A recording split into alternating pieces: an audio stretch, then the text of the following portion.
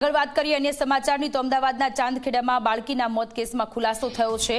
માતા પિતાના blood સેમ્પલમાં aluminium ફોસ્ફેટની હાજરી મળી આવી છે। બ્લડ સેમ્પલમાં એલ્યુમિનિયમ ફોસ્ફેટ દવાનું પ્રમાણ વધ્યું છે। બાળકીના બ્લડમાં આ દવાની હાજરી મળે છે કે નહીં તેની તપાસ ચાલી રહી છે। શરીરમાં એલ્યુમિનિયમ ફોસ્ફેટ ક્યાંથી આવ્યું તેની તપાસ થઈ રહી છે। થોડા દિવસ પહેલા પિતા ઘઉંમાં મૂકવાની દવા લાવ્યા હતા। પોલીસ અલગ અલગ દિશામાં તપાસની કામગીરી કરી રહ્યા છે।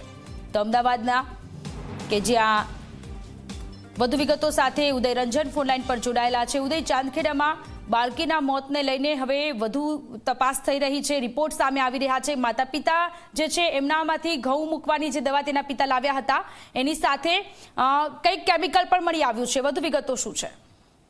સોનલ, જો વાત કરવામાં આવે તો જે પ્રમાણે ઘેરાતું આખું રહસ્ય જે છે બંને બાળકોના મોતને લઈને એફએસએલના રિપોર્ટની જે છે પોલીસ રાહ જોઈ રહી છે, પરંતુ પ્રાથમિક રિપોર્ટની અંદર જે પ્રમાણે વિગતો સામે આવી એ પ્રમાણે 24 કલાકે જે પણ અહેવાલ ચલાવ્યો હતો સવારે મુજબ, તો હવે અત્યારે જે આખો તપાસનો વિષય જે છે એ અત્યારે માત્ર જે ઘઉંમાં મૂકવાની જે દવા લઈને આવેલા હતા એ કુલ 10 વડીકી જે છે કે 10 ટીકડી લઈને આવેલા હતા, જેમાંથી 2 એમને મળી આવી છે। બાકીની જે છે એ ઘઉંમાં મૂકવામાં આવેલી છે કે નથી મૂકવામાં આવેલી, કેટલી મૂકેલી હતી, એ બાકીની ક્યાં છે તેને લઈને અત્યારે પોલીસે તપાસ શરૂ કરી છે।